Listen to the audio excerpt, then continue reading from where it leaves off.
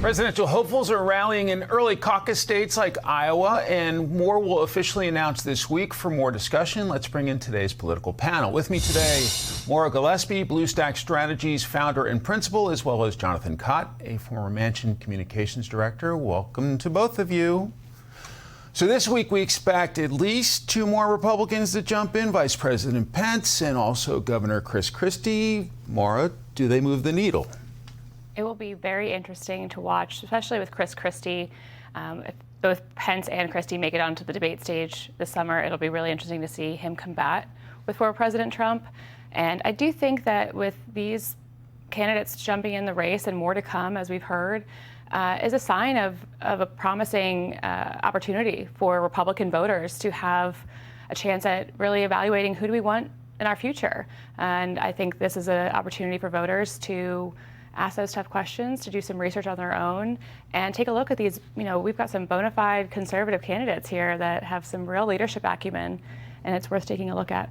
Let's put some numbers on the screen for our viewers at home. A look at the early race so far. President Trump with a big lead over Governor DeSantis. Then Pence, Nikki Haley, and Ramaswamy all in single digits. John, how do Pence and Christie impact this race? They don't. This is Donald Trump's race to win. The more people that get in, the better it is for Donald Trump. In a different Republican Party, 10, 15 years ago, this would be a great race. You'd have real conservatives debating policy positions. Right now, it's between Donald Trump and Ron DeSantis. One is yelling woke as much as he can, and the other is saying, I don't like woke, and no, I didn't commit this crime. So, it's an unfortunate part of where our politics have gone. I'd love to see Tim Scott and Mike Pence and Chris Christie actually debating what policies they want. It doesn't seem like we're getting that, so it's great for Democrats. We can just sit back and let this fight happen, and the more people that get in, better it is for us. You made reference to the former president. Let's play a clip from him from Sean Hannity's town hall. I hear Chris Christie's coming in. He was at 6% in New Jersey, which is, I love New Jersey, but 6% approval rating in New Jersey. What's the purpose? And he's polling at 0. We love New Jersey, too. Yes, we do. But, Maura, it appears that things are going to be very personal between the former president and the former New Jersey governor. Oh, very much so. It's going to be very entertaining.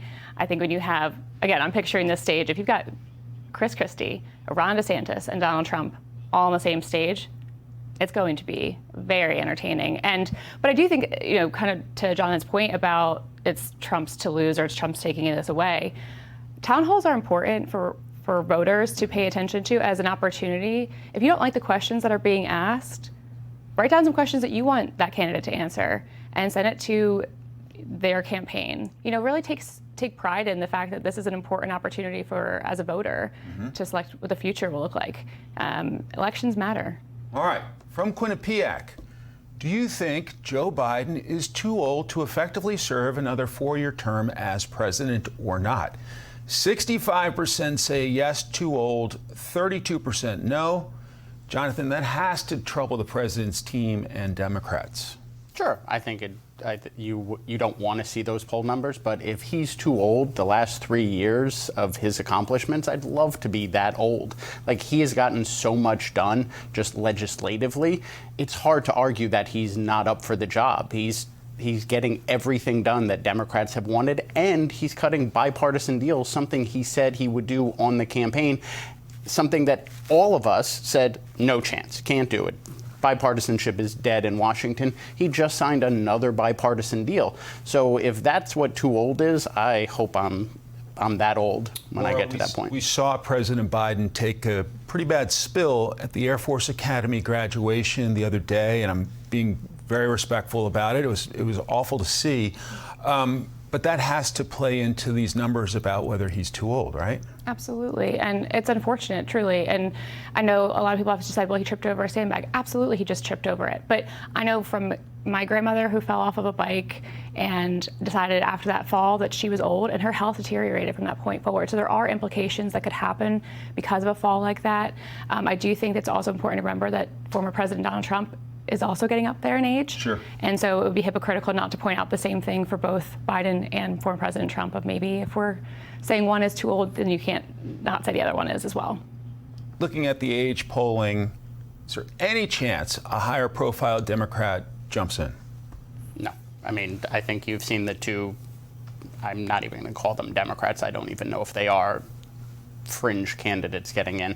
I think the Democratic Party has united around the president because he's done so much of what they've wanted. He's accomplished the legislative agenda. Sure, there's some moderates who are not happy and some progressives that are not happy, but the majority of the party is. And I point out about that fall going from New Jersey to Philly, it's not how, how many times you get knocked down. It's how you get back up. And he got back up and then cut a deal with Kevin McCarthy to stave off the debt ceiling. That seems like, something Democrats should be excited about, and we should rally around him. And to all these Democrats who are upset about it, they need to shut up and get on board. Like, this is ridiculous. All right. Sorry. Jonathan Cott, Maura Gillespie, thanks so much.